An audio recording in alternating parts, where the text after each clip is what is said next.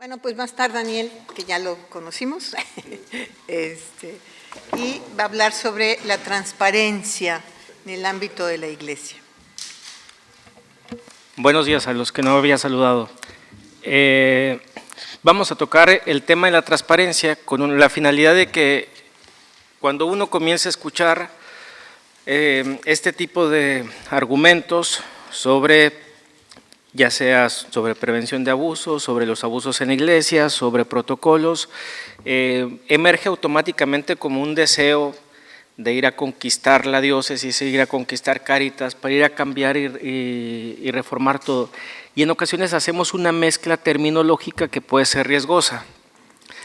La idea de la exposición de hoy es tocar la transparencia en negativo, es decir, jurídicamente reclamamos el término de la transparencia que se conecta con la rendición de cuentas. Esto en el ámbito jurídico, que llegó a tomar el concepto de la física, era fundamental, pero a nivel, digámoslo, antropológico, psicológico, sociológico, no se puede hablar de la transparencia del mismo modo que estamos hablando a nivel jurídico. De aquí la necesidad de hacer la diferencia entre una cosa y la otra. Y voy a conectar esto con el ámbito de la formación, porque cuando ustedes formen también a su gente con los contenidos que vamos replicando posteriormente, podemos generar unos, digamos, abusos en el tema de los conceptos por estar hablando de la transparencia en un modo, digámoslo, unívoco, ¿no? Pensar que siempre por transparencia debemos emplearlo en todos lados. Voy a tomar como base para los arquitectos o los amantes de la arquitectura el diseño panóptico como una reflexión que también se hace como modelo formativo muchas veces en la iglesia. Vamos a verlo entonces a partir de ahí. Dos slides solamente para recapitular. Hablamos de las 5 etapas que mencionamos que hemos vivido al menos en estos 40 años de la segunda crisis que los historiadores han señalado como parte de la iglesia, ¿no? Concretamente, la exposición de hoy se sitúa dentro de la reflexión de esta 5ª etapa, donde se habla de la comprensión más amplia de los abusos no sexuales, sobre todo en el tema de gestión, de transparencia y de la accountability, de la rendición de cuentas. Entonces, vamos a situar esta reflexión de hoy en esta 5ª etapa y con mayúsculas subrayando el tema de la transparencia. Un segundo y último slide para el tema de la recapitulación. La problemática hasta el día de hoy, hemos dicho que no solamente es sexual, que los agresores no solo son clérigos y que las víctimas no son solo menores de edad. Solamente para hacer la recapitulación de lo visto en estos días. Comencemos entonces con el tema de la transparencia. Vamos a comenzar que desde el punto de vista entonces antropológico y psicológico, la transparencia no tiene el mismo significado que lo tiene en una definición física o jurídica. Más aún, puede ser un contraconcepto, es decir, un concepto negativo que podamos emplear nosotros cuando a nivel psicológico y a nivel antropológico estemos exigiéndole al otro que sea transparente. A nivel antropológico, psicológico y sociológico, nosotros no podemos exigir la transparencia. Lo subrayo para ir como dejando claro. Nosotros exigimos la transparencia, sea desde el ámbito físico como desde el ámbito jurídico. Gestión y rendición de cuentas van conectadas hacia la transparencia, pero desde el ámbito antropológico no podríamos pedirlo. Vamos a explicar el porqué. Debemos tener cuidado en el momento de que este término es adoptado en el campo eclesial para evitar caer en estas falsas antinomias, por ejemplo, que secreto se entienda por complicidad o que por exposición pública se entienda inmediatamente como verdad. Para evitar estas antinomias entre secreto y complicidad o exposición pública y verdad, es que debemos tomar cuidado de estar poniendo de manera unívoca el término. Insisto, la manera de compartir con ustedes esta mañana es para colocar sobre la mesa que en ocasiones utilizar de manera unívoca el término de transparencia nos puede generar consecuencias más graves que aquellas que pensamos que porque con el tema de la salvaguardia, hablar de un concepto de transparencia es aplicable para todo, pues la realidad no es así. Por eso vamos a ver la transparencia negativa, le llamamos, o la transparencia en sentido negativo. El sentido de lo negativo ha sido como trabajado mucho en la escuela francesa. Son la escuela francesa la que ha ido generando mucho la reflexión sobre lo negativo. Lo negativo, por ejemplo, ¿cómo podríamos aplicarlo en otro ámbito? En una primera etapa, hace 40 años que la Iglesia empezaba con esta crisis, comenzó con una alucinación negativa. Alucinación entendemos como la alteración que tenemos de los sentidos. Vemos cosas, escuchamos cosas, sentimos cosas que no son reales. Esa es una alucinación, rápidamente dicho, ¿no? Ahora, una alucinación negativa no era añadir algo a la realidad, sino intentar ocultar algo que es evidente para todos. Entonces, lo que la escuela francesa habla de lo negativo es justamente que es el esfuerzo contrario que realizamos. Por ejemplo, una alucinación negativa podría ser el esfuerzo que la Iglesia tenía por cambiar a un agresor de un país a otro, pensando que cambiándolo el problema se solucionaba. Una alucinación negativa es cuando de pronto se consideraba santo, por ejemplo, a fundadores, 16 casos de América Latina nada menos, fundadores de las nuevas comunidades que se tenían como santo aquellas personas que abusaban sexualmente de los miembros al interno. La alucinación negativa es entonces pensar que con el intento de ocultar aquello que es evidente para todos, aquello se elimina. Un poco para explicar el término de lo negativo. Hay otras reflexiones que han hecho sobre el narcisismo negativo al interno de la Iglesia, que puede estar en moda. Esto en el ámbito pastoral. Solamente estoy dando pinceladas para señalar cómo lo negativo nos puede estar acompañando en distintos lados. El narcisismo negativo, por ejemplo, significa que algo que antes era como evidente, que ponía el foco en el centro sobre un cardenal con ropajes, con cosas tan importantes colgadas, que podía ser visto en la calle, jalaba esta mirada narcisista que se colocaba sobre la persona.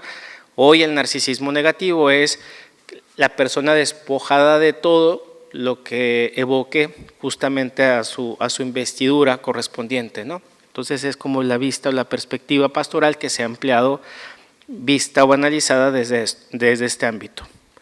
Lo negativo entonces en distintos lados ha sido un análisis y pienso que es oportuno considerarlo también en el ámbito de la transparencia. Por eso podríamos de entrada decir que desde una esfera antropológica o psicológica se puede afectar a la intimidad, verdad, confidencialidad, la formación, la libertad y la conciencia cuando nosotros queramos unívocamente hablar de transparencia en el ámbito antropológico. Subrayo antropológico, porque no es echar la reversa o ir para atrás diciendo que no hay que ser transparentes a nivel de gestión o a nivel jurídico, sino simplemente evitar que la concepción de la transparencia se entienda directamente para la relación o el contacto con las personas. Se entiende que no es posible vivir siempre y absolutamente expuestos. Contar con espacios de intimidad es una necesidad del ser humano, más aún, etimológicamente persona significa máscara, es decir, la persona necesita también permanecer como un misterio, no puede andar expuesta en el día a día sin un espacio mínimo justamente de intimidad. Por eso, la intimidad resulta este derecho fundamental a la inviolabilidad del misterio humano. Un autor, Shulhan se llama, habla que el imperativo de la transparencia hace sospechoso todo lo que no se somete a la visibilidad. En eso consiste la violencia de esto, ¿no? Es decir, que todos aquellos espacios que entre nosotros no hayan sido expuestos comienzan a ser vistos como sospecha. Entonces uno comienza con una relación, un vínculo sospechosista, a mirar que las demás personas deberían haberlo dicho todo, deberían haber abierto todo, deberían. Entonces en este sentido es un reclamo también al derecho a intimidad que las personas tenemos y es un reclamo antropológico. Las consecuencias de esto ha sido lo que podríamos llamar una transparencia bulímica, y la transparencia bulímica no tiene como fin la verdad, sino que más bien busca una hiperexposición, un cierto exhibicionismo, ¿no? Busca inmediatos culpables también. Esta transparencia bulímica difunde vorazmente sospechas y no admite el misterio.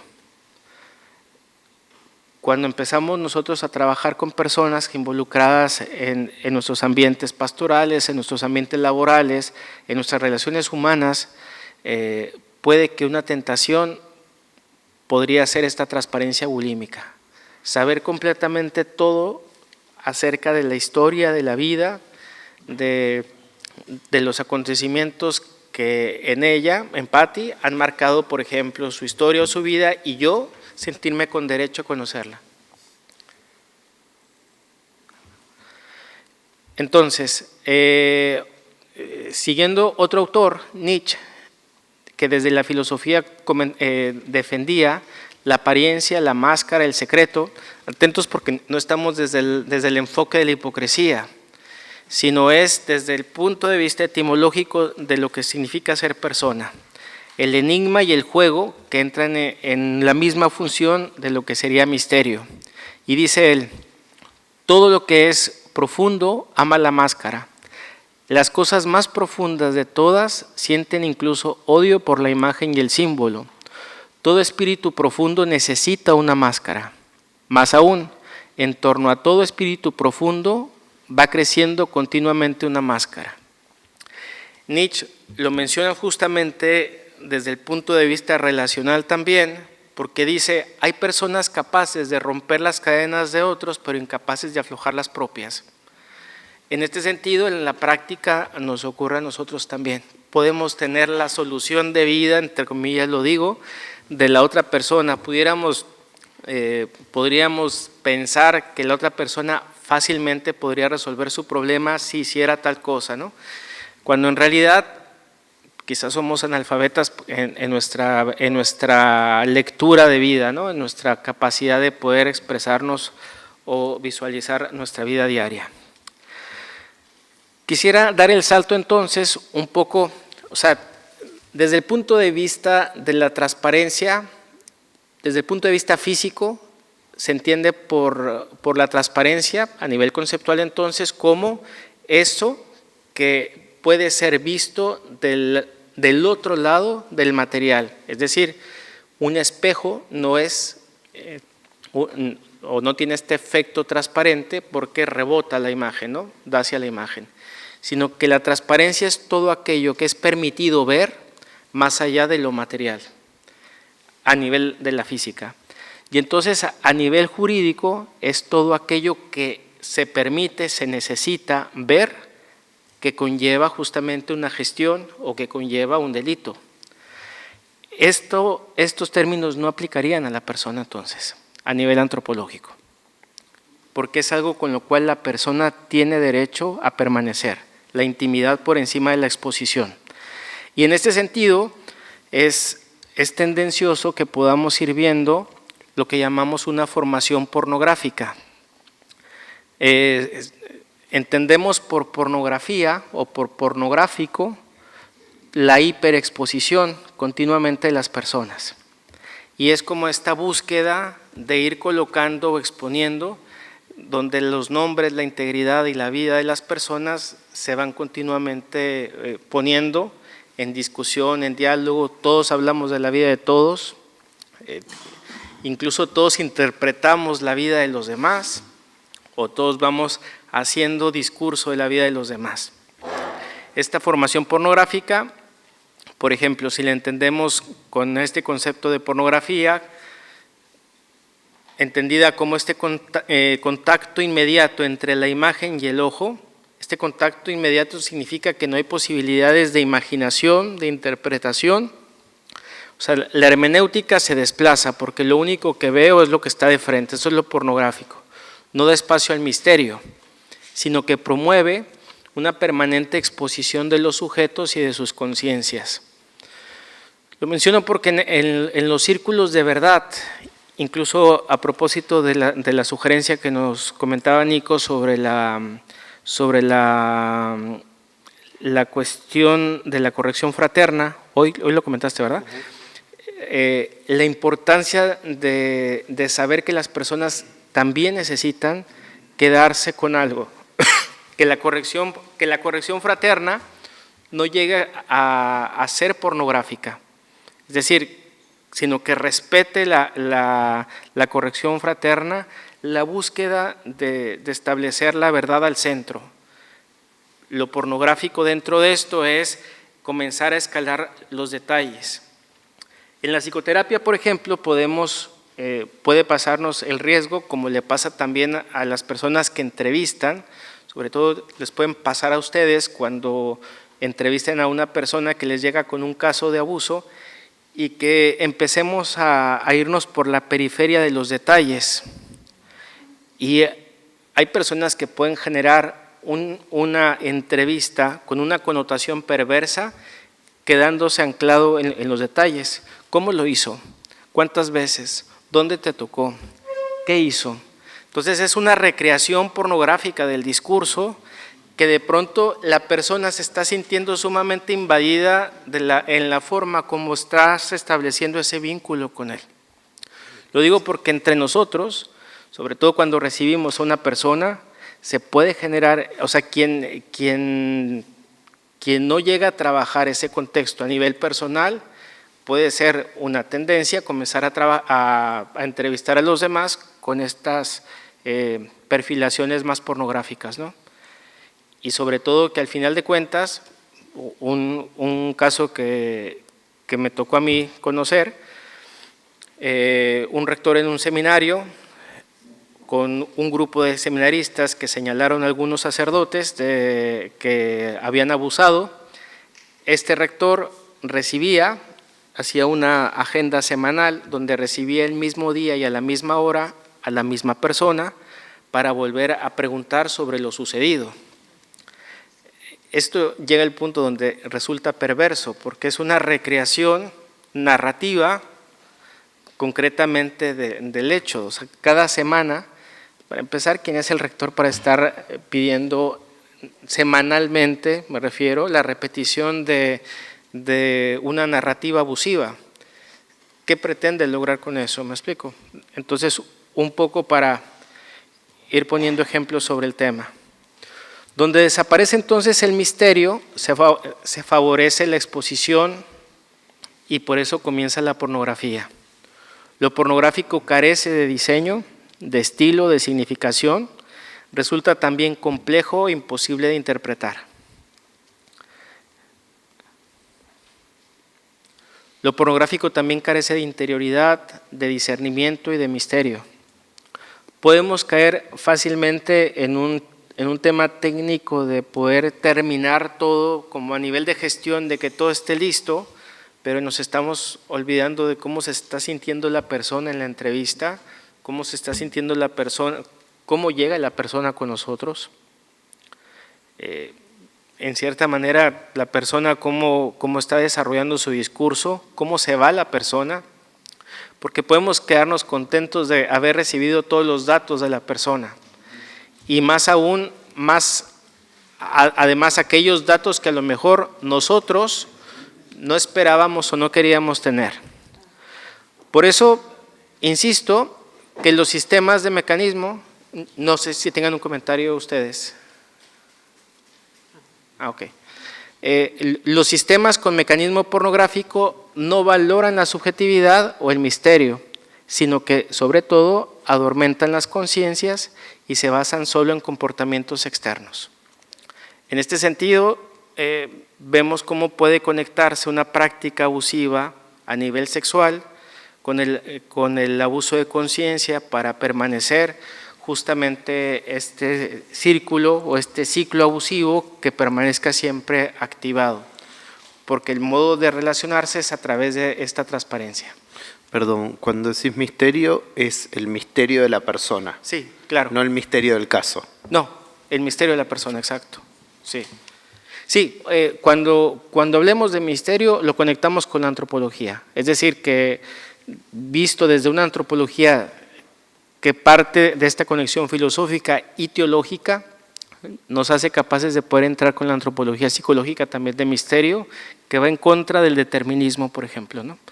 No todas las víctimas son iguales, no todos los agresores son iguales, de tal manera que cada persona que llega a nosotros incluso es un golpeteo al narcisismo del terapeuta, del canonista, de que no lo sabemos todo. Y a veces, y muy frecuente, que no sabemos nada. Entonces es como resetearnos continuamente, decir, podemos pensar que por más entrevistas que hayamos hecho, la realidad supera la experiencia en este sentido. Llega a ser entonces obscena la transparencia que lo entrega todo a la mirada de los superiores. Por ejemplo, ustedes como directores, ustedes como responsables, que busquen de manera obscena digamos, la pornografía de la vida de los demás. Entonces, ¿por qué es importante como ir encuadrando? Los encuadres son para nosotros muy importantes porque nos van ayudando a decir, este es un espacio laboral. Es decir, no somos hermanos de 24/7, sino esta persona viene a trabajar y se va. Y a veces puede ser tan invasivo que la persona está comunicándose en la noche, medianoche, con cosas que a nivel laboral pudiera ser realizado cuando la persona está ya con su familia, está con sus hijos y que de pronto tiene que estar respondiendo ahí, ¿no?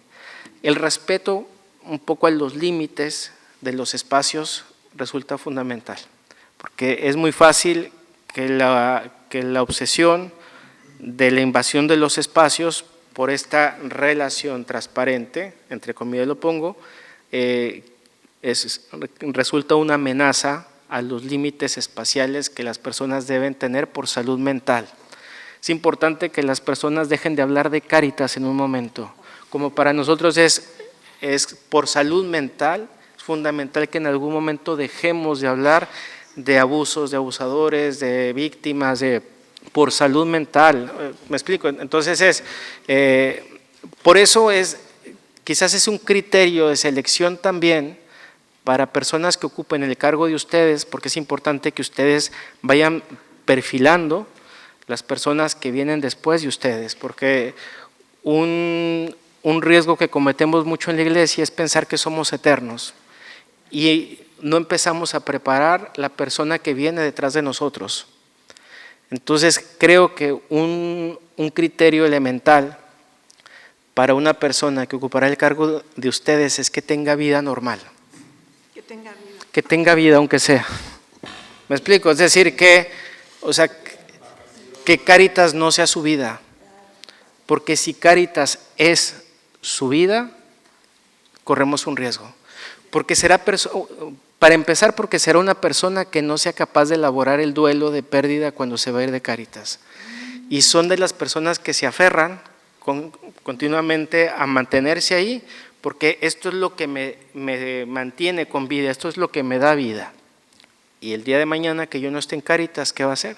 Entonces, los fenómenos de duelo creo que nos ayudan para ir percibiendo cómo la persona se va reconstruyendo, se va reformulando, va teniendo un proyecto de vida más allá de esto. Y creo que por salud mental es muy necesario hacerlo. Es decir, que sepamos que si las personas que están con nosotros tienen otras opciones, tienen una opción de vida, tienen su proyecto de vida más global de esto que hacen, pues tendremos personas que sean capaces también de respetar los límites espaciales. De otra manera, si tenemos personas obsesivas, con esta obsesión transparente, son personas que no van a dejar de trabajar y no van a dejar que los otros descansen cuando están fuera de su horario laboral. Obviamente que estamos hablando de los de Cáritas Internacional, no de ustedes. Centroafricana. ¿Qué? Claro. No en México. No, sí me refiero a que hay excepciones porque ¿Quieres encenderla? por alguna emergencia o algo tienes que hablar fuera del horario, ¿no? Pero que sea una cuestión extraordinaria y que lo extraordinario no se haga ordinario, pero hay veces que hay que, así como Nico anoche nos mandó a las 11 de la noche, mañana nos vemos a las 8:15, ¿no? Digo. Porque son flojos todos ustedes. No, pero tomo lo de Francisco porque para mí es importante que esto sea parte de la conversación entre nosotros y entre nuestros equipos de Cáritas. Che, ¿y vos qué más estás haciendo? ¿Y tu familia, y tu deporte, y tu actividad, y tu hobby, y tu vacación, y tu tiempo libre, y tu tiempo de ocio? Si eso no está incluido, es como que no voy a hablar de esto, con todo lo que hay que hacer en Cáritas, con todos los proyectos que tenemos. Te mando hoy a las 12 de la noche. Yo añadiría que muchas de las personas que terminan en un hospital con un infarto masivo o enfermos con depresión es porque no saben entender eso. Yo, si no hubiera entendido eso, no llevaría 17 años en Cáritas. En momentos, yo te digo, se acabó y se acabó. Y a ver una película de Netflix, a ir al cine, a ver un juego de fútbol, pero si no, no hubiera superado 17 años. Sí, efectivamente va por el lado de el respeto de la excepción es obvio, es decir, sí, y el hecho de suponer de qué manera nosotros vamos teniendo, o sea, el respeto al encuadre o el respeto a la norma, por así decirlo, laboral, va generando también este espacio de respiro que hace que la persona misma sea hasta creativa en su trabajo. Porque nos convertimos en monotemáticos y paranoicos cuando no suspendemos el tema. Todo será un caos y todo será un tema de que está todo muy mal y es cuando comienza a haber estas fallas de realidad, ¿no? Es decir, cuando de pronto uno dice, bueno, ¿esto es real o no es real, ¿no? ¿Esto sí va a pasar o no va a pasar? Por eso la necesidad del descanso, el autocuidado es fundamental. Finalizo con un punto. Un día conversando con un biblista que hacíamos esta analogía en el Génesis, con el día 7, hacíamos la cuestión de la simbología del 6 en la Biblia, el 666, como el número del demonio. Y conversamos este 666 como esta falla ansiosa de no poder llegar al 7, a la contemplación del descanso como la recreación de que todo lo que hemos hecho está bien. Entonces se vuelve una dinámica, llamémoslo demoníaca en el sentido del 666, ¿no? O dinámica fallida, no poder llegar al 7, al descanso. Y es interesante que la formación que nosotros tenemos a nivel, por ejemplo, de casas religiosas, de seminarios, la formación al descanso no está incluida. Y nos vamos dando cuenta que cuando llegamos a una parroquia o llegamos a un servicio pastoral y es momento de descansar, no sabemos qué hacer. Entonces, es ahí cuando las cuestiones, por ejemplo, que hablaba Patricia el otro día, sea de pornografía, sea cuestiones donde empezamos a hacer cosas que no supimos que debíamos haber hecho, o elementos circunstanciales pueden venir también en ese sentido, ¿no? ¿Iba a comentar algo? Iba a comentar que el tema del pudor, de la intimidad, yo he notado que en este tipo por el abuso sexual se está invadiendo, o sea, es el sentido común. Yo en la práctica médica, porque como sacerdote y médico he trabajado bastante, yo distingo entre el consultorio y luego la exposición externa. Es decir, yo puedo hablar de un principio, pero luego con la persona es otro mundo. También he notado que algunos de los relatos de abusos de esto parecía un relato pornográfico erótico, ¿no? De todos de esto, y regodeado en todo eso, o sea, la persona queda para nada. Y ciertas prácticas psicológicas, etcétera, también nos da la impresión de que están invadiendo mucho la intimidad con el tema de la transparencia. Parece que nadie tiene. La intimidad es algo que uno revela, no que le invaden. Y yo creo que eso hay que tener en cuenta, porque muchas de estos contra el abuso sexual se está invadiendo muchos derechos de la intimidad de la persona para un cristiano. En la vida religiosa, como en San Franciscana, siempre está el saber estar arriba es estar abajo, ¿no? Cuando uno se aferra a un cargo, etcétera, ¿no? Y por eso son temporales. O el tema de la relación, del perdón, de la intimidad, es muy importante. Y yo siento en muchos casos que cierto psicologismo lo está invadiendo por demás.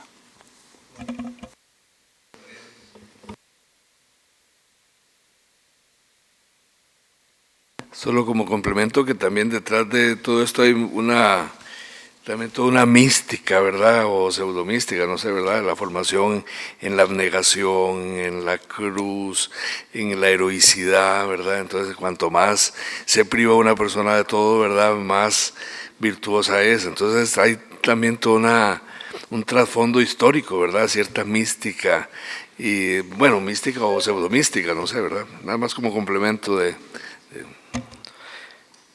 Incluso cuando en un estudio que hicieron las casas de recepción de sacerdotes en crisis para saber cuál era el síntoma más importante por el cual los sacerdotes venían a las clínicas, el más importante no fue lo sexual y lo afectivo, sino el duelo. Es decir, no sabemos hacer duelo y no estamos acostumbrados dentro de la iglesia a elaborar los duelos. Hoy eres director y mañana te cambias y de un día al otro rápido, cámbiate. De parroquia en parroquia sin decir adiós, vámonos, porque las urgencias pastorales son por encima, entre comillas lo digo, más urgentes, más importantes que la elaboración de los duelos. Entonces, las pérdidas que como sacerdotes vamos teniendo, que antes podíamos jugar un partido completo en el seminario, hoy tenemos que hacer rotación de todo el presbiterio para poder completar un partido de fútbol con los seminaristas, por ejemplo, ¿no? Vamos perdiendo la motricidad, vamos perdiendo la memoria, es decir, que antes podíamos recordar lo que sea, hoy, ¿cómo era? Y esto, o sea, situaciones que antes no padecíamos y que poco a poco vamos enfrentándonos a esto, ¿no? Esto que comentaba Daniel de estas entrevistas pornográficas, ¿no? Por eso es importante que quienes entrevistan a las personas que denuncian tengan una preparación particular. No cualquiera puede hacerlo porque no podemos improvisar. Lo que hemos dicho en la iglesia siempre es, esto es lo que hay. No, bueno, es lo que hay, pero hay que formarnos en lo que hay y a quienes están allí. Entonces, dentro de las formas de entrevistar precisamente a quien ha denunciado, es con todo el cuidado y con todo el pudor, y nunca vamos a exigirle ni a pedirle que diga algo que no quiere decir y que no va a salir naturalmente de la persona. De hecho, la entrevista de primer informe siempre tiene que ser una entrevista sin dirección, es de discurso completamente libre.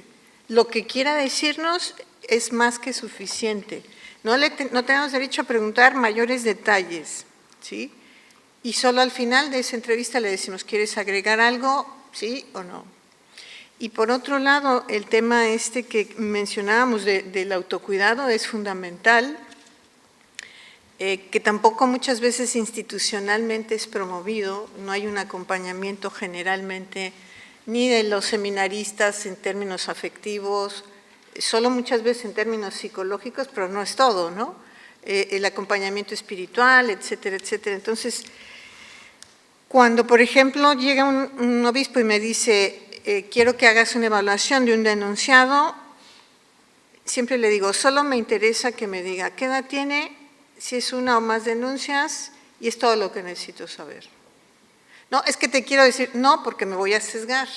Y yo lo único que voy a sacar de información y lo que les voy a informar es lo que yo encuentre en la evaluación, no lo que fulano me dijo y perengano, porque ahí ya estaría yo distorsionando la percepción de la persona a la que yo voy a evaluar. Entonces, todos son estos elementos fundamentales, porque si no se cae un poco en el chisme, ¿no? Y en los sesgos estos, y tenemos que ser muy cuidadosos de la intimidad de la persona.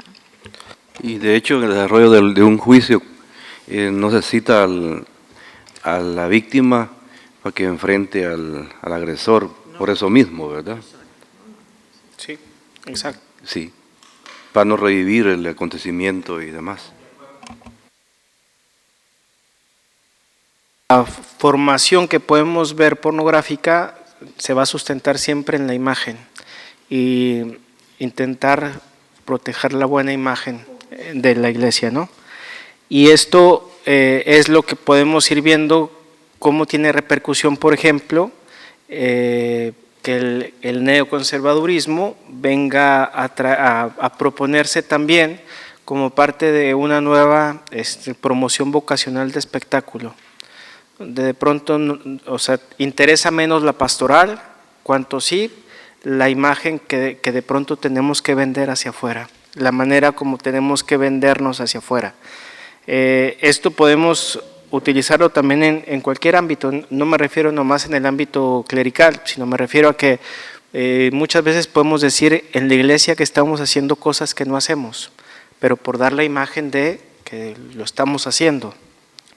Podemos decir que hemos hecho cosas, pero solamente este discurso que se va haciendo un discurso retórico. Pienso que de lo que estamos ahorita hastiados adentro y afuera, dentro de la iglesia y fuera de la iglesia, es del discurso retórico que estamos haciendo todo lo posible. Realmente no lo estamos haciendo y realmente pienso que sería posible aún hacer más y no lo estamos haciendo. Entonces, la retórica que muchas veces vamos manejando se sustenta en esta imagen, ¿no? Como que saber que la iglesia es como la única institución que está trabajando sobre este tema. Si este es el discurso vector de nuestra defensa, es débil en sí mismo. A propósito de la arquitectura, vamos a tocar el tema de lo panóptico para hablar de cómo damos la formación, cómo se generan estructuras de formación panóptica en nuestros ambientes pastorales, en nuestros ambientes de seminarios, en nuestros ambientes de casas religiosas, en nuestros ambientes laicales, etc. Este es un diseño de cárcel panóptica, por ejemplo, ¿no? En el centro se coloca esta estructura, una torre, para poder vigilar a los presos. Este diseño, el panóptico, es del siglo XVIII. Viene Jeremy, que es el maestro de lo panóptico, para señalar, para hacer ese quiebre donde la arquitectura nos llevaba a una expresión de lo divino, expresión de la majestuosidad, para comenzar con el tema funcional. Necesitamos hacer espacios funcionales. Entonces, sobre todo en la Francia, que debía ser más controlada y vigilada, es cuando comienzan estas estructuras. En una cárcel panóptica, por ejemplo, usualmente la torre no es vista por las personas que están en las celdas. Las celdas no tienen una comunicación con el vecino, con los vecinos, sino solamente tienen una ventana que dirige hacia la torre. En este sentido, la torre tiene una capacidad de hipervigilancia, una omnipotencia de hipervigilancia, puede ver a todos, y además es con la intención de comenzar a que la vigilancia sea un elemento que la persona misma vaya autogestionando, porque el reo no sabe si en la torre hay 1, 5 más oficiales o si no hay ninguno, porque no se ve. Entonces, el espacio y la iluminación imposibilitan a las personas que están en las celdas para mirar hacia los de la torre. Esta es la arquitectura para poder plantearnos después y poder desarrollar las consecuencias que esto tiene, ¿no? Se establece esta democratización de la vigilancia, se coloca a la persona en este exhaustivo escrutinio de la visibilidad extralimitada. Me refiero a que el que está en la celda está exhaustivamente visible, no tiene un espacio de intimidad, sino es monitoreado 24/7, visto siempre por aquel que está en la torre, ¿no? Por eso cualquier espacio del panóptico está perfectamente estudiado para generar en el recluso este estado de tensión y de hipervigilancia. Por eso la hipervigilancia va siendo ya un elemento de autogestión de la persona que se encuentra en la celda. Y vamos viendo cómo la composición de este diseño panóptico podría tomarse de referencia para los análisis de nuestros espacios formativos. Por eso mencionaba la importancia de hacer los cortes laborales, los cortes, digamos, de relación laboral, porque podemos generar un espacio panóptico laboral. Es decir, de querer que siempre esté siendo visible. ¿En dónde estás? ¿Qué estás haciendo? ¿Saliste? O sea, hay datos o hay contenidos de datos que nosotros no tenemos por qué saber de los empleados que están con nosotros. Hay cuestiones familiares, de relación de pareja que nosotros, si ellos no nos lo quieren revelar o transmitir, como acertadamente lo comentaste, porque este es el principio de la verdad moral, significa yo poderte decir todo aquello que yo deseo manifestarte. No es obligación tuya saberlo en sí, sino es una disposición mía para poder expresarte aquello que estoy sintiendo. Está aprendido. Cuando estaba hablando el panóptico, no, viendo lo panóptico, quizás el formato va a ser a cura o a seminarista más que a gente de Cáritas, pero me da la sensación que a veces las nuevas generaciones, como han crecido con Gran Hermano, tienen lo panóptico incluido, de modo tal que a veces aprenden a funcionar las 24/7 pensando que alguien los está mirando. Y el mundo interior puede ir para cualquier otro lado, pero como todo el tiempo creen que los están mirando, hacia afuera funcionan como soldaditos perfectos, ¿no? Entonces nos pasa en los seminarios a veces que saben lo que debe hacer, cree que lo están mirando constantemente y si llega a tener cierto grado de susceptibilidad lo afirma, me controlan, me vigilan y exterioriza la norma de tal modo que cumple. Y en un espacio laboral pues pasa exactamente lo mismo. Hasta puedo incorporar después de esta charla que debo hablar de mi vida. Entonces, momento para hablar de la vida. Porque si no me van a decir que estoy rayado o que soy workaholic. Entonces, incorporo también eso me parece que es bastante común en los chicos hoy, ¿no? Bueno, nunca falta quien en la exposición te arruina la conclusión, pero...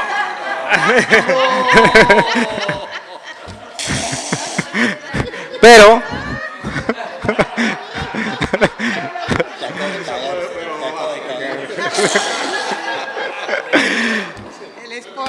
El spoiler, bueno, pero sí va siendo la idea que yo tenía el power de antes. Efectivamente es ir pensando, porque aunque lo panóptico hoy pudiera ser una estructura que se pudiera ver solo como un espacio, que pudiera aplicarse, como comentas, en la parte vocacional, religiosa, sacerdotal, pero lo que vamos a acercarnos, y la idea hacia la conclusión a dónde vamos, que quizás es un punto de reflexión que valdría la pena que lo pensaran a futuro, es el panóptico digital. Porque vamos a hacer una analogía, si me permiten continuar en esa parte, vamos a hacer la analogía justamente entre lo panóptico y el panóptico digital, porque tenemos elementos que son particulares de uno y del otro. Vamos a ver incluso elementos que se contraponen. Sí. ¿No sería una violación de la privacidad de uno? Sí, sí, claro. Y no es sugerencia. ¿Está proponiendo esa? No estoy sugiriendo que sean panópticos, ¿eh? ¿Sí se entendió? No. ¿Cómo? También es sí, pero efectivamente, o sea,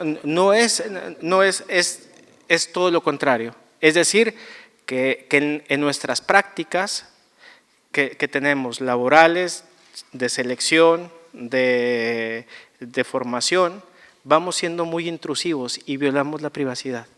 Esto no significa que esté bien en nuestra práctica, sino que es algo que nosotros, bajo el término de que vamos a hacer transparencia, o que la tolerancia cero exige ser transparentes, es un riesgo terminológico, porque no es la transparencia vista a nivel antropológico de manera conceptual lo mismo que significaría a nivel jurídico, ¿no? No sé si vas por ahí, pero… perdón. Después Lili, después Quique. Por donde me tocó a mí, por mucho del rol nuestro del secretariado, es favorecer y promover la comunicación y el flujo de información entre las Cáritas nacionales y que se compartan lo que están haciendo. Sí. Entonces yo muchas veces me siento diciéndole, compartilo al resto, mandalo al WhatsApp de Coso, mandáselo al otro, como invitando a que algo que yo veo, todas cosas muy positivas y muy lindas, ¿no? De la praxis pastoral, de experiencias, de proyectos, pero me pregunto, y muchas veces internamente digo, qué lástima que no comparten todo. Que Marcia no se levanta a la mañana y comparte los 7 proyectos que va a trabajar en el día con el resto de sus compañeros de Caribe, por ejemplo, ¿no? Que es su zona. Y qué lástima que Quique no compartió esto que yo sé que Quique está haciendo. Y ahora, con un poco lo que me cae la ficha con lo que decís, me cae el 20, dirían los mexicanos, quizás es eso, también es respetar esa intimidad de no quieren compartir. No sabe, o no es su momento. Sí, exactamente, no sé, o no es su momento, ¿no?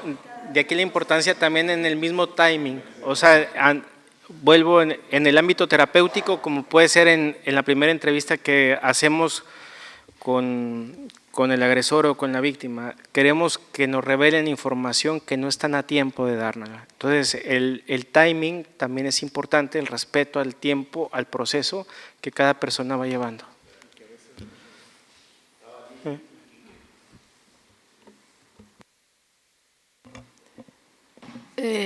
Yo sé que la reflexión está sobre el proceso de la narración de la víctima del hecho, pero me quedé pensando igual que Quique y el padre, que Nico y que el padre, que el monseñor, sobre el proceso de idoneidad del reclutamiento.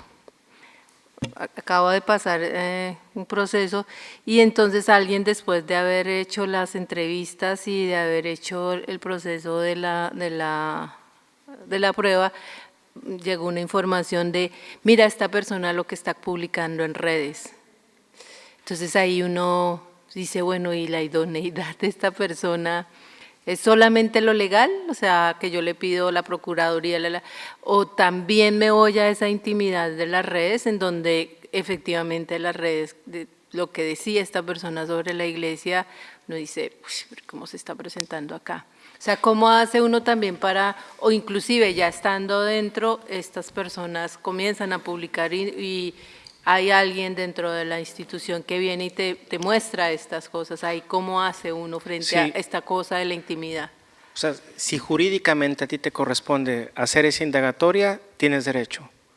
Pero si no es de tu competencia, es chisme. Es decir, y en el compartir también de lo que mencionabas, un punto interesante que es un fenómeno del burnout digital que se ha generado es el tema de la infobesidad o la infoxicación. Es decir, tener o sea, tenemos chats que nos mandan 20,000 oraciones al día, que uno, son los chats silenciados que uno, o archivados que uno ya no quiere ni ver, o son las conversaciones de pronto donde se mandan cosas donde uno ya va perdiendo la secuencia de lo que fue la conversación, porque como se ha mandado tanto, ya dice uno, no hago digestión de la información que voy recibiendo, ¿no? Entonces, en el tema de la infobesidad o la infoxicación que se manejaba, era justamente cuando no tenemos,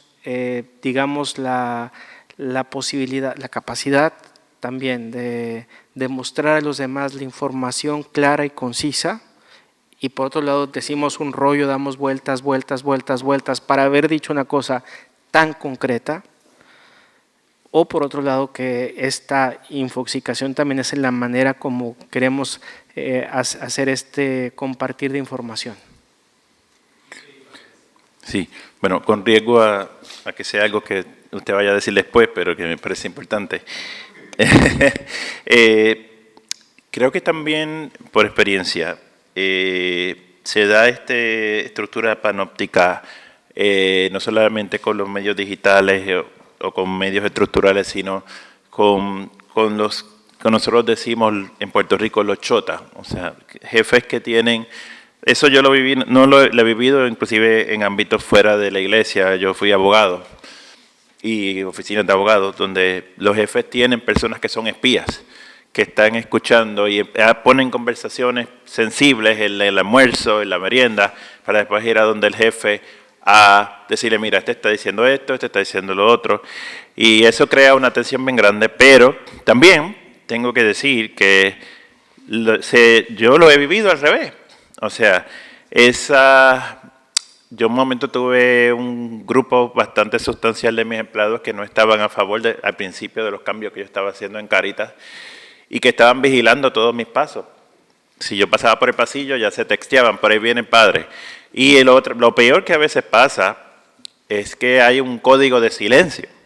Se da entre que nos dejan a nosotros los supervisores súper aislados porque ellos hacen un código de que no puede delatar al otro porque es mi amigo. Especialmente es bien peligroso esas meriendas y esos almuerzos de todos los días de los empleados, porque ahí se va creando un grupo de amistad donde el jefe casi nunca está, porque también los jefes no podemos estar tanto allí, ¿verdad? Porque se mezcla los personajes con los. Entonces se vuelve como un código de amistad que me pasó muchas veces que los empleados no se atrevían a decirme que había otro empleado robando o que había otro empleado no haciendo su trabajo por miedo a. Yo soy, como decimos en Puerto Rico, el chota, ¿no? O sea, el chivato, ¿no? Como dicen en otros sitios. Sí, este tema, el panopticismo, ¿no? Es control, es dominio, información es poder al final de cuentas, ¿no? Y ahí tendríamos que pensar, por ejemplo, en las evaluaciones, los informes que se hacen de los seminaristas, igual que de cualquier otra persona en cualquier ámbito.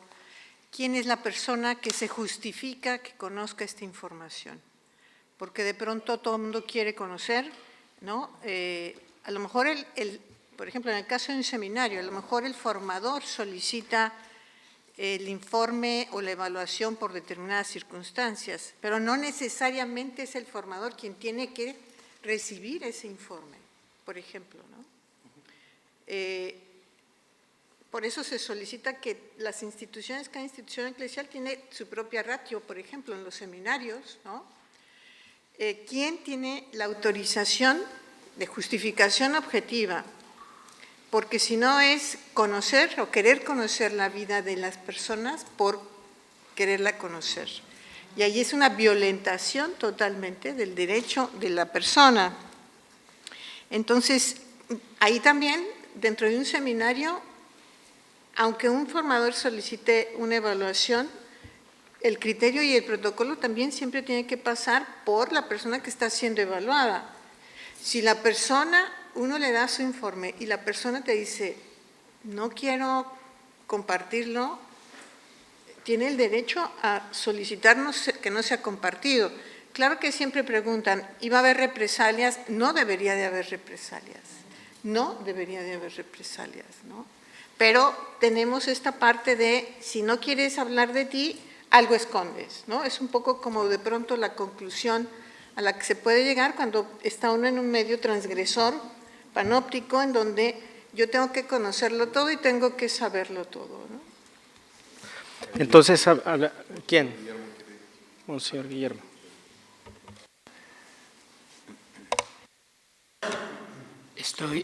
Estoy de acuerdo con los que me han antecedido, con Monseñor Chovi, cuando él decía que no está bien, ¿no?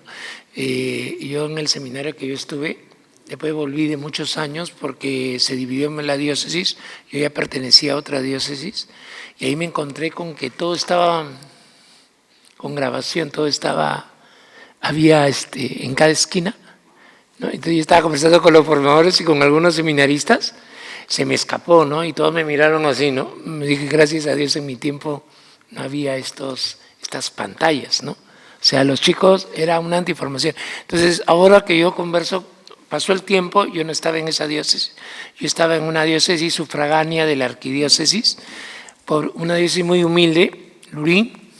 Cuando yo regreso a Lima, he tenido contacto con estos sacerdotes, hoy día sacerdotes, y tienen una situación, todo están así, ¿no? O sea, es una antiformación, ¿no? Me parece que aquí justamente estamos para dialogar, para conversar. Me encantó lo que dijo Nicolás también, cuando decía que hay que saber discrepar, ¿no?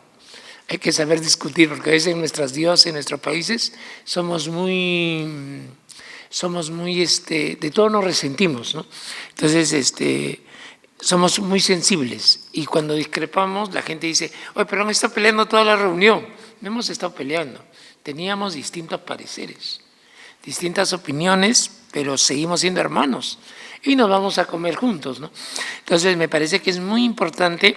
Ahora también, como cuando los que ahora estamos en una misión de obispos, cuando éramos padrecitos, teníamos obispos que todo querían saber, que todo te preguntaban. Tú contabas algo y te decían, ¿quién te lo dijo? Dame el nombre. Esto, no te voy a dar el nombre. No te voy a dar el nombre.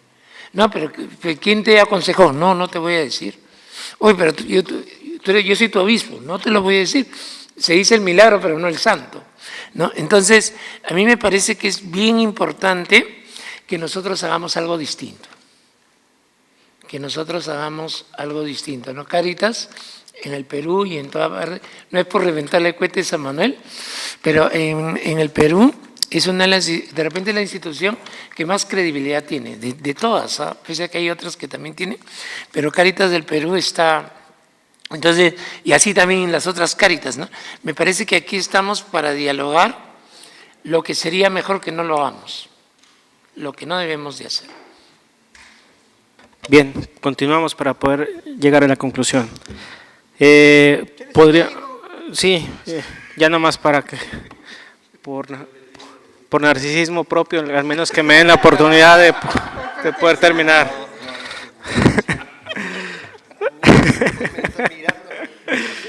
Pero siguiendo el discurso, cómo se pueden uniformar los comportamientos, lo que mencionaba, se castigan las desviaciones y se premia siempre el buen comportamiento, ¿no? Es decir, el uniforme.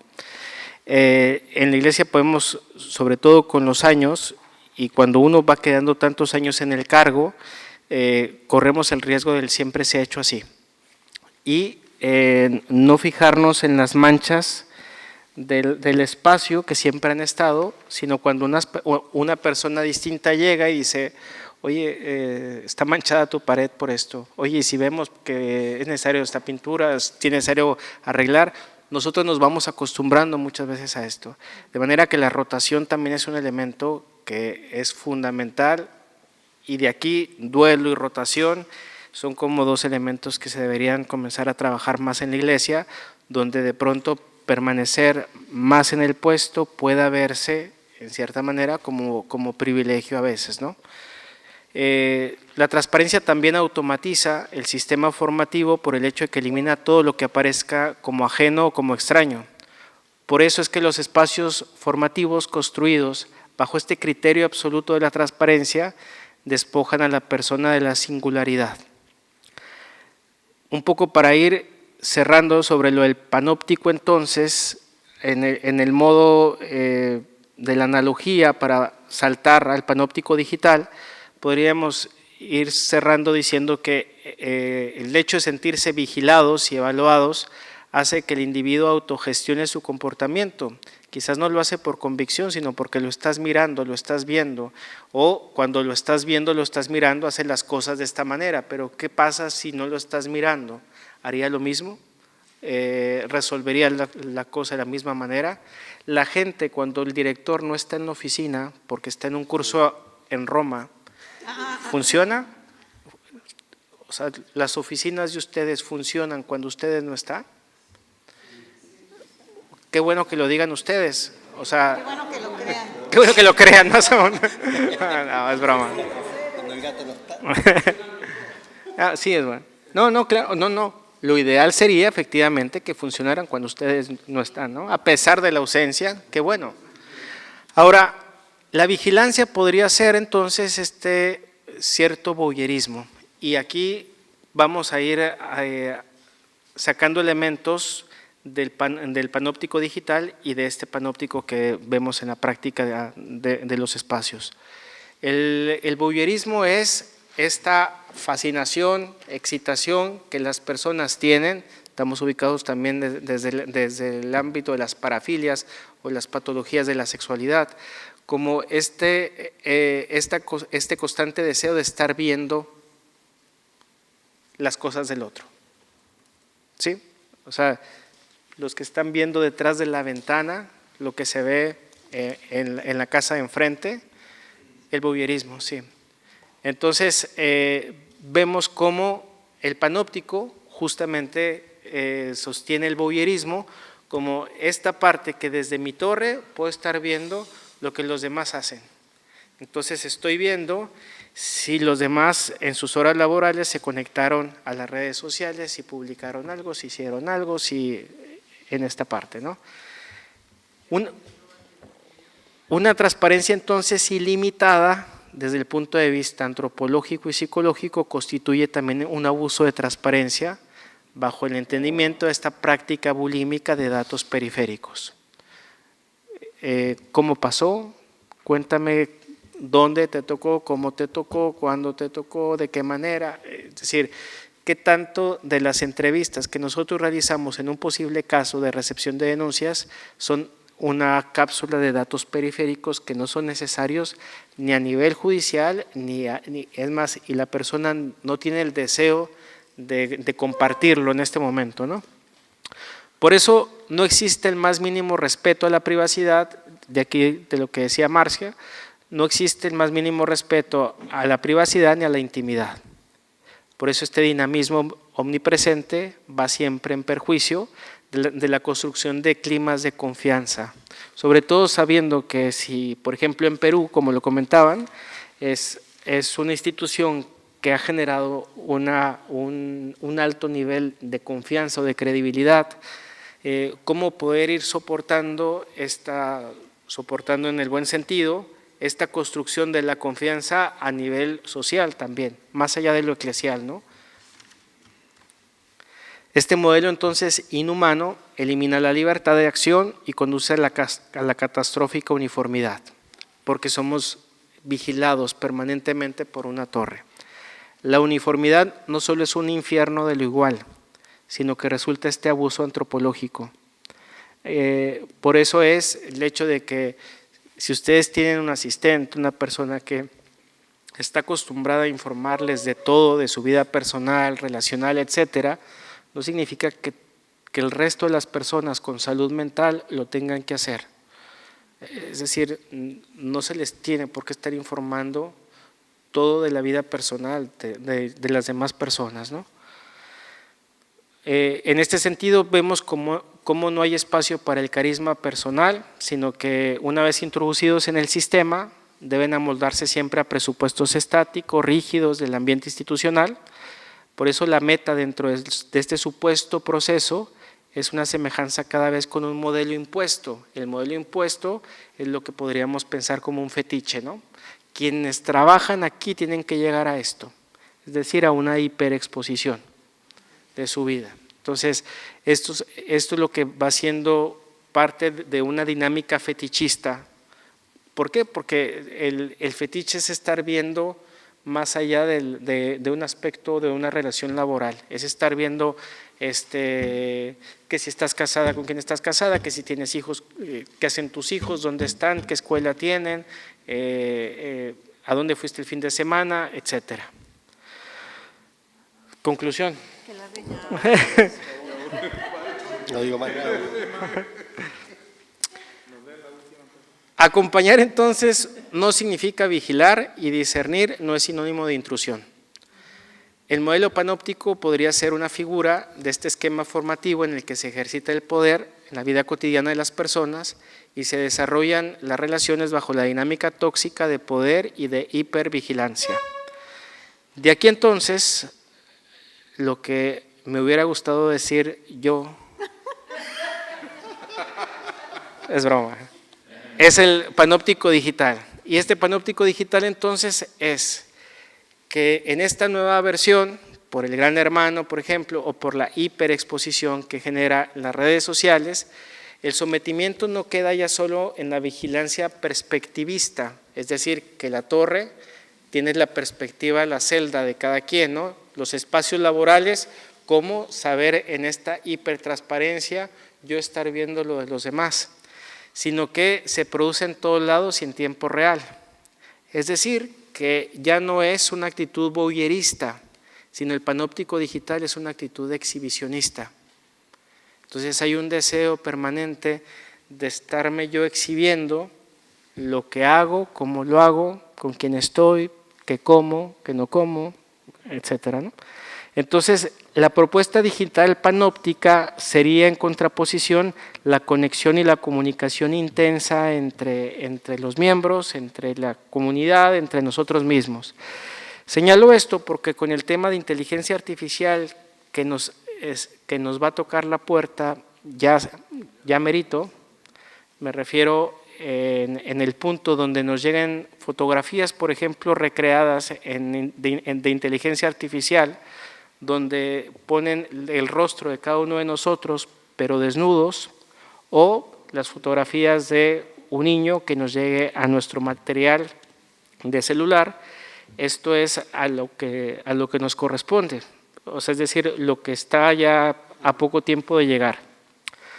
De tal manera que estamos en la antesala de una sexta etapa que tendremos que analizar, que va a ser toda la invasión de la inteligencia artificial, sobre todo con el tema de la prevención. De qué manera debemos prevenir nuestros espacios, que el panóptico digital va siendo como esta permanente ansiedad de uno ser visibilizado.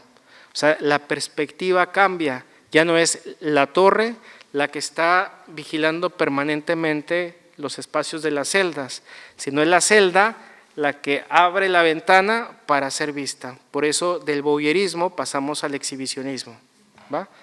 O un voyerismo exhibicionista. O un voyerismo exhibicionista podría ser. Para el panóptico digital, lo que legitima la transparencia no es el aislamiento, sino la hipercomunicación.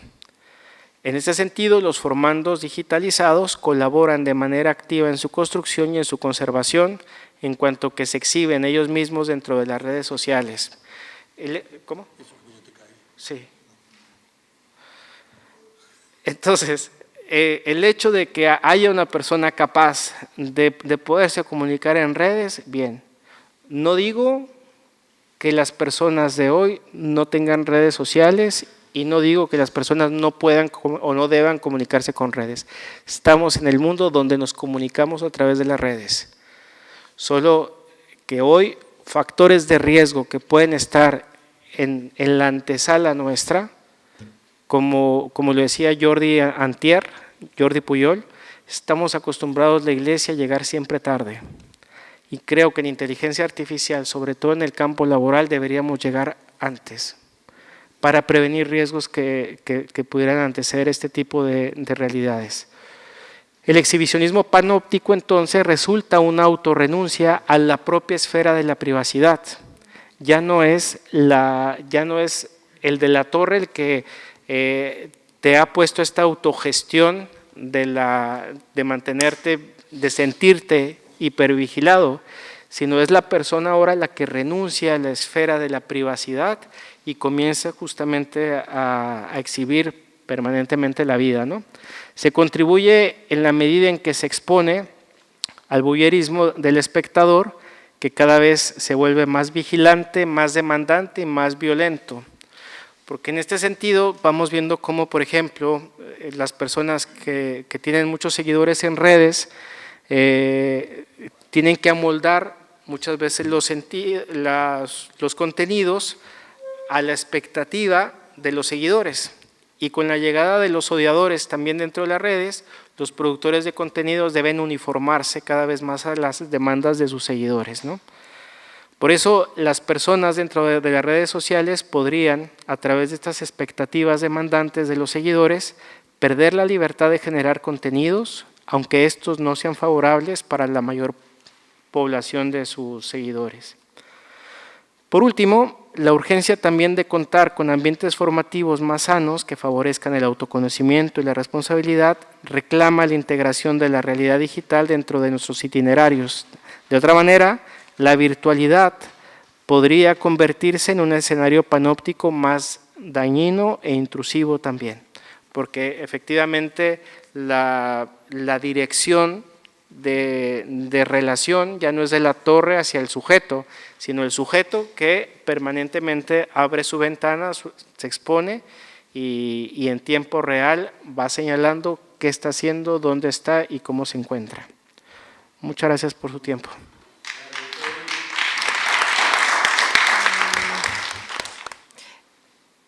Ese exhibicionista sigue aún en el campo aunque está en el campo de la provocación, lo ejerce desde su libertad, ¿sí? Y bajo esa libertad seguimos el tema de los derechos humanos, de la protección y de la responsabilidad.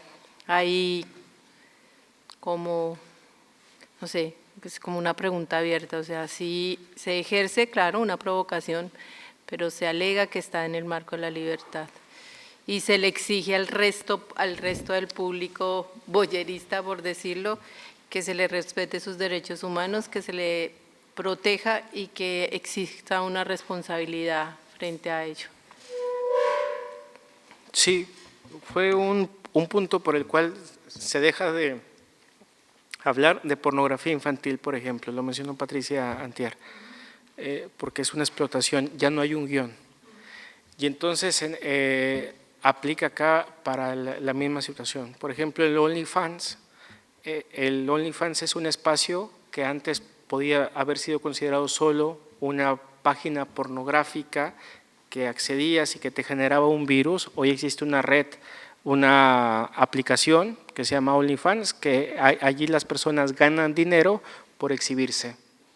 Entonces es una fuente laboral, ganan dinero con esto y está regulado, entre comillas lo pongo. ¿Por qué? Porque en este sentido la persona ofrece su canal personal para todas aquellas personas que quieran pensar que podrían estar con él como hoy otra persona lo está.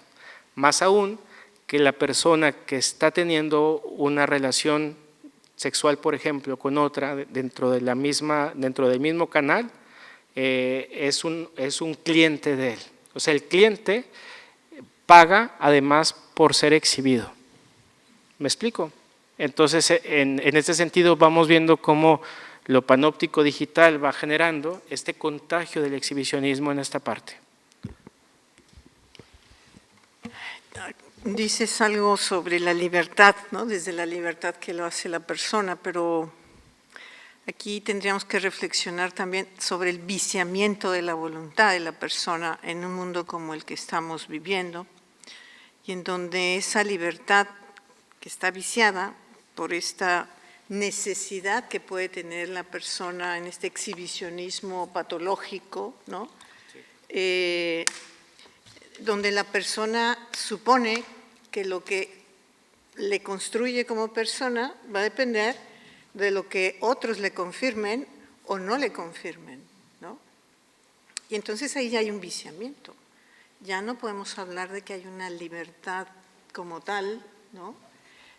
Porque el sesgo es terrible. Tienes encima a tus no sé cuántos miles de seguidores o cientos o lo que sea de cantidad que te presionan indirectamente a sacar información todo el tiempo y a compararte de acuerdo a lo que esos seguidores esperan de ti. Entonces, esa libertad, hijo, por eso está lo que hoy llamamos el uso patológico de todo lo que es las redes sociales, el internet, y que sabemos que predispone y pone en gran riesgo a muchos menores de edad al abuso sexual, entre otras cosas, ¿no? Entre muchas otras patologías. Y que hay ciertas predisposiciones que se han ido viendo en función de qué redes son las que más te apetecen, cuáles son las que más te obsesionan, qué tipo si eres más de llamadas, si eres más de mensajes, si eres más de tweets. Se ha ido viendo cómo se tienen ciertas disposiciones a nivel emocional y carencias de muchos tipos, ¿no? Entonces sí creo que estamos frente a un gravísimo problema, ¿no? En este sentido, adelantando la parte preventiva en lo digital es justamente para ir generando protocolos de cuidado, porque hoy en TikTok están los obispos de mañana. Hoy en TikTok está quien será papa en los siguientes años. Es decir, son personas que liderazgo pastoral, por ejemplo, los directores de Cáritas, los obispos de las diócesis, hoy están en TikTok. Me refiero a los del mañana, ¿no? En este sentido, ir generando estos encuadres de prevención. Todo esto me suscita una inquietud que la manifiesta usted de verdad como miembro de la comisión, pero yo creo que también para reflexión en el CELAC, ¿no? Que para que nosotros como supervisores y los supervisores que están debajo de nosotros, para los supervisores en general, podamos no caer en esto, necesitamos adiestramiento. Yo tengo que decir que esta semana ha sido maravillosa. Yo llevo 17 años en Cáritas y es la primera vez que conozco muchos detalles. Me siento que estoy iluminándome un montón. Necesitamos adiestramiento y necesitamos acompañamiento psicológico, porque todavía existe un tabú, ¿verdad? Se les provee mucho quizás ayuda psicológica a los empleados, pero como supervisores, digo, no si quizás psicológico, un coach, ¿verdad? Que nos vaya guiando. Si nosotros nos empezamos a dar cuenta, ¿verdad? Que estamos muy obsesivos, compulsivos con la vigilancia, ¿verdad? Pues creo que lo necesitamos. ¿Qué podemos hacer, verdad, para que se pueda dar eso? Porque yo creo que a nivel de supervisores no se da casi, ¿no? A propósito de esto, pienso que es oportuno que cuando, en este sentido, si Cáritas va echando a andar la máquina sobre tema de prevención, ojalá que vayan más pasos adelante, particularmente en América Latina, sobre estos temas que se conectan con mucha de la población vulnerable que ustedes también atienden. Porque hay gente que quizás no tiene con qué comer, pero sí tienen el celular. Ustedes vayan a San Pedro por la noche y van a ver las casas de campaña que están de las personas pobres sin techo y que tienen casas de campaña alrededor de la plaza. Y todos tienen celular. No es como una crítica que no deberían, no, a que están conectados. Entonces, esto es como una manera de saber que son personas, por ejemplo, que a lo mejor un migrante, hoy un tema elemental de supervivencia es mantenerse en conexión los demás. Entonces, la conexión en línea va siendo una parte de adiestramiento, como mencionas, que creo que debería ser fundamental considerarlo a futuro, ¿no? A futuro, mañana 1 de marzo. Pati, después yo quería comentar. Sí, yo creo que ahí la formación permanente es fundamental, pensando en el autocuidado también, ¿no?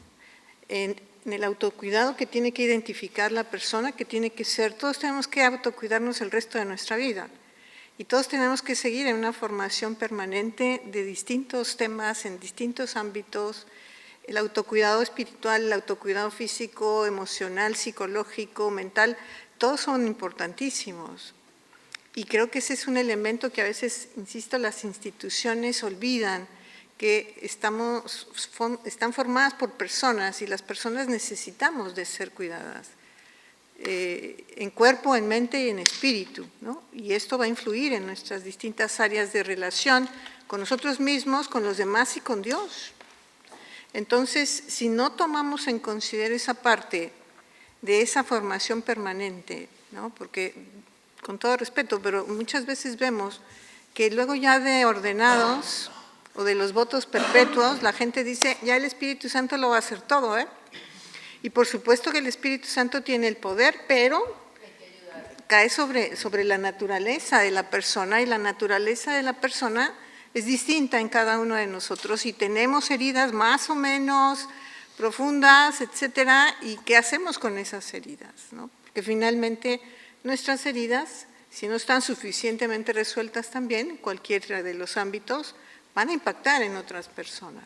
Entonces, creo que es fundamental este discernimiento personal que cada uno tenemos que hacer y decir cómo estoy, qué tengo, qué me hace falta y pido ayuda, ¿no?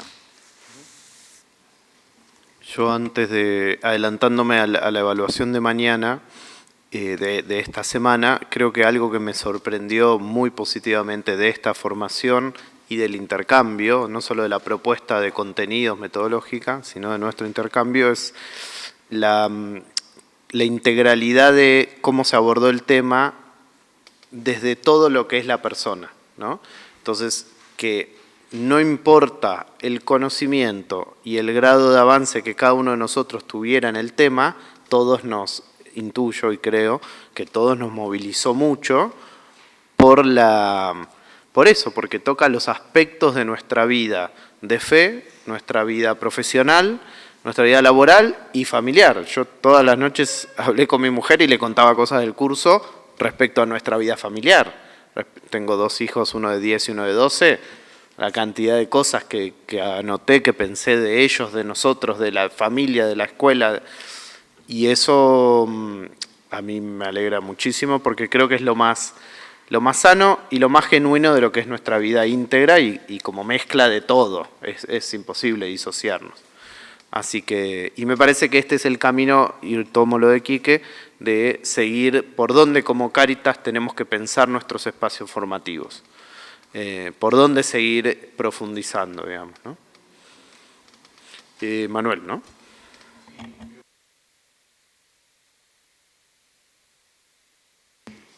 A mí me parece interesante, yo creo que ha sido un momento de aprendizaje muy fuerte, y es un momento de aprendizaje muy fuerte. También un momento de generarme muchos cuestionamientos, porque hemos hablado, yo estuve un tiempo en un seminario, y siempre hemos escuchado un poco llegar a la hondura del corazón de la persona, ¿no?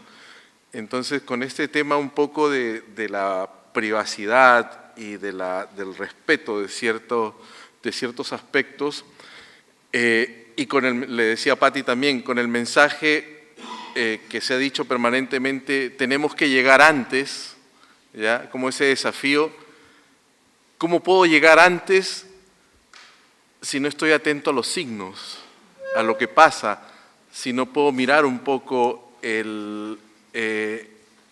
o leer en la persona algo, ¿no? Entonces, esa es una pregunta que me queda un poco en el tintero. entiendo este tema de las redes porque lo veo lo he visto en mis hijos, ¿ya? Y claro, entiendo lo que dice Monseñor Chovy, oye, para mí es importante la cultura del encuentro. Sí, es cierto, o sea, esa es la mirada que nosotros tenemos, pero yo me pregunto si es la mirada también que el joven tiene de eso, porque para el joven ya no es importante siempre esa cultura del encuentro, porque el encuentro él lo tiene a través de las redes digitales. Entonces, ¿cómo esa parte opuesta también es importante partir, digamos, ¿no? hacia ese espacio? Lo digo no como un tema de estar en contra de una opinión o algo, sino como un tema de justamente ese desafío que se nos ha planteado durante toda esta semana. Tenemos que llegar antes, porque el gran problema de la Iglesia ha sido no llegar a tiempo. Entonces, me ha generado una serie de cuestionamientos. Para mí, o sea, debo decir que es un momento de mucha bendición todo esto, y de mucho aprendizaje, pero también de muchos desafíos, y ahí me uno mucho a lo que dice el Padre Quique. O sea, esto no debe quedar en un taller de ahora y que se hizo un check y estamos, digamos, hemos pasado el tema de la salvaguardia, sino es un tema permanente que deberíamos estar creciendo y desarrollándonos, ¿no? Esa es un poco la mirada.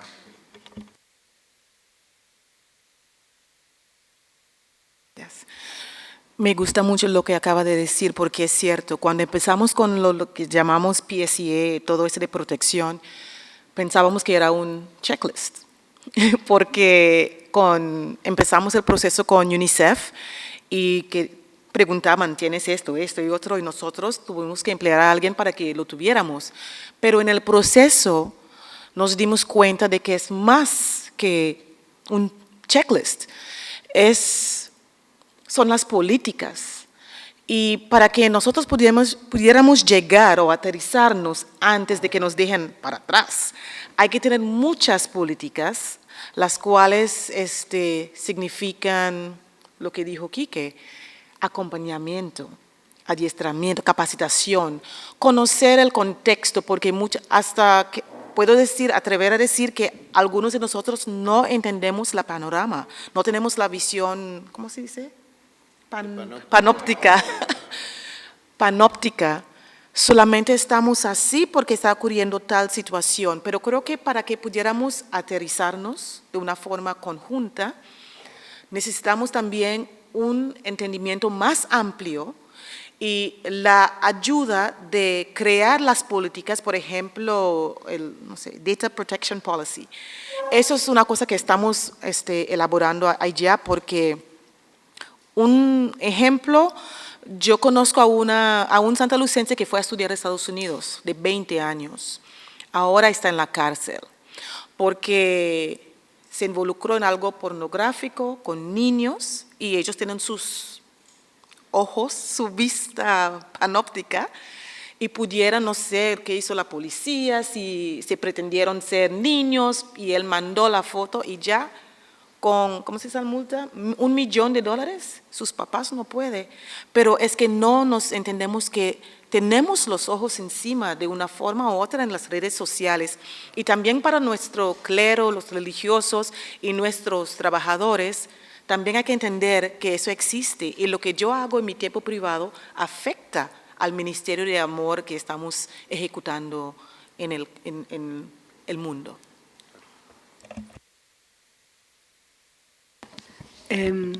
Primero agradecer, igual sé que todavía estamos en proceso, pero cómo se fue trabajando durante estos días en todas las dimensiones del sujeto. Todos aprendimos algo, así que está buenísimo y agradezco. Y me quedo pensando de qué modo seguimos caminando, entendiendo que esta es una primer formación, que es un tema que nos ocupa en las Cáritas nacionales, pero como Cáritas Latinoamérica, de qué modo seguimos caminando. Y esto, de que cada uno tiene su singularidad, pero el caminar juntos y pensar juntos también nos anima y nos empuja a seguir haciéndolo. Porque bueno, uno viene acá, se nutrió, vuelve con muchas ganas, pero bueno, cada país tiene su realidad. Entonces, en ese sentido, me parece que el caminar con otros siempre es muy rico, pero bueno, esto también, aprovechar y agradecer, la verdad que toda la dimensión psicológica es fundamental, que a veces en la Iglesia todavía nos cuesta un poco tomarla con profundidad, así que gracias.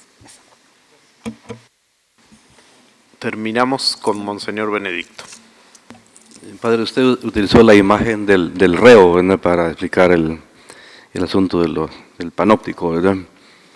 Este reo abrió la ventana, pero no porque se le ocurrió, ¿verdad? Así que hoy se me ocurre abrir esta ventana y me revelo al mundo, ¿verdad? Quisiera oír de ustedes, o de usted, de la doctora, quién está detrás de todo de este pobre reo para que haya llegado hasta ahí.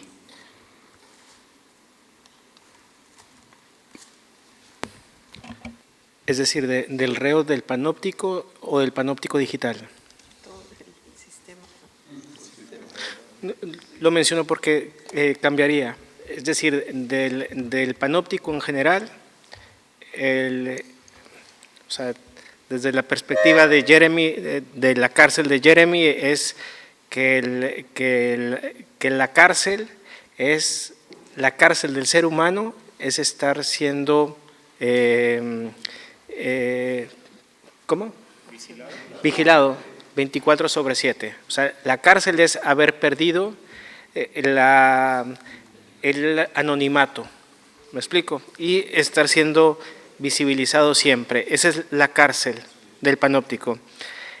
Y en el panóptico digital la confusión es pensar que la libertad es abrir la ventana. Y por eso es comenzar a compartir todo, ¿no? La vida de los hijos, la vida o sea, pero donde se puedan exponer, me refiero en las redes, porque ubicas en qué parte están estudiando, con quién están, esta parte.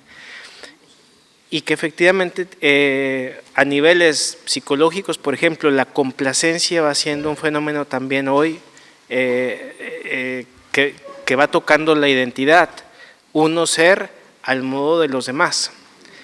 Y en este sentido hay un autor español, Bolla se apellida, que va hablando él de cómo la adaptación del narcisismo va siendo como un plato de buffet, digámoslo de esa manera, donde cada quien se tiene que servir del mismo sujeto al modo suyo, ¿no? Entonces, la necesidad de la persona de estar siendo a despacho de los demás. Y esto en el liderazgo y más en el eclesial lo miramos, las personas que tienen un cargo de gobierno en la iglesia, por un servicio de oficina, por una diócesis, por una parroquia, vemos cómo es una tentación querer siempre ser al modo de los demás, ¿no? O sea, y cómo la identidad se encuentra golpeteada porque para ser un buen jefe, pues tengo que acostumbrarme a ser el modo de todos.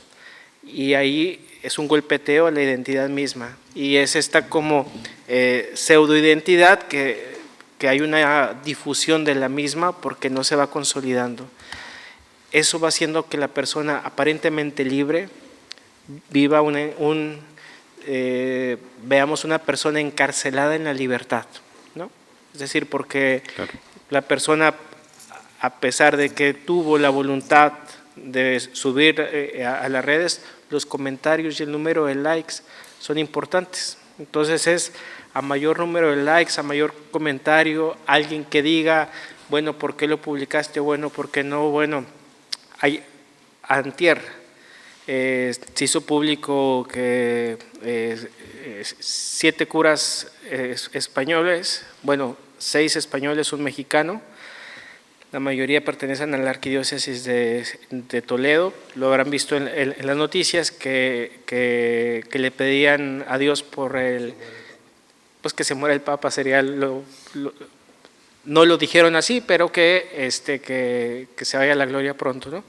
Entonces, de esa manera, esto va generando inmediatamente en las redes comentarios a favor y comentarios en contra al mismo tiempo. Y nos vamos dando cuenta cómo dentro de la iglesia, en esa misma polarización digital estamos. O sea, es un fenómeno de polarización donde no se va a dar gusto a todos. Es más, si ni Dios nos da gusto a todos, ¿por qué tendríamos que darle nosotros gusto a los demás?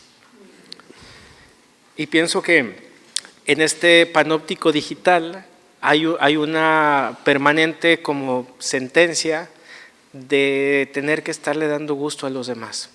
Y a veces con lo que usted diga, con lo que usted hace, con las decisiones que usted tome, favorecerá a algunos, pero otros no estarán de acuerdo también con eso, ¿no? Entonces claro, es parte de lo que el liderazgo mismo hoy exige también.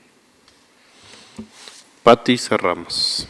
Sí, Erich Fromm en los años 70 hablaba de lo que se llamaba la personalidad comercial.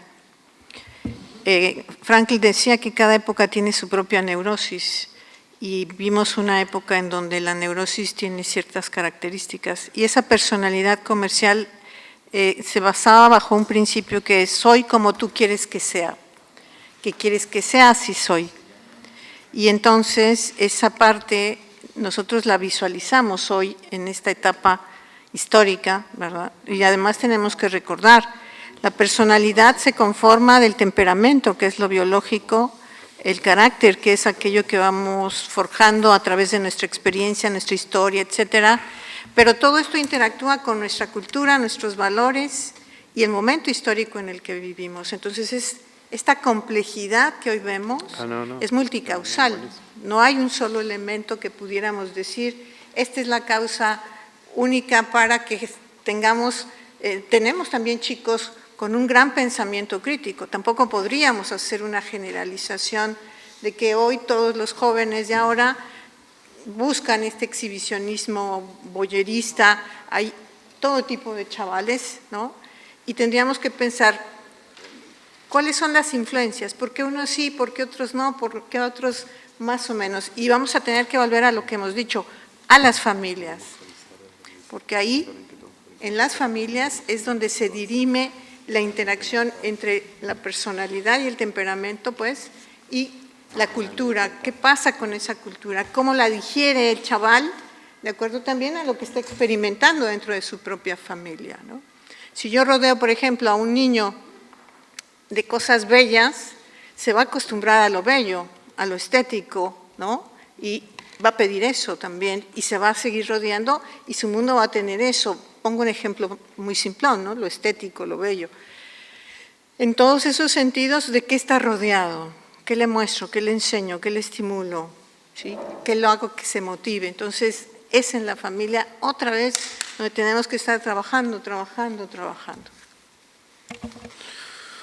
Un aplauso para todos nosotros. Un minutito antes de que partamos, levanten la mano quienes cenan en el hotel, así aviso de manera unificada. Todos. 1, 2, 3, 4, 5. Sí. Solo 5 cenan en el hotel hoy. Muy bien, perfecto. Volvemos aquí a las 3 entonces, ¿sí? Hasta las 5. A las 5 terminamos. Está el bus, va a estar el bus para los que quieran volver a las 5 al hotel, los que no, libertad. Celebramos misa los que quieran 7:30 en el hotel, igual que la otra vez si nos lo permiten los hermanos. Y después comemos. Ese es el programa de la tarde de hoy. Se puede dejar todo aquí sin problema. ¿Sí? Esto queda cerrado y además Cristian queda todo el tiempo aquí.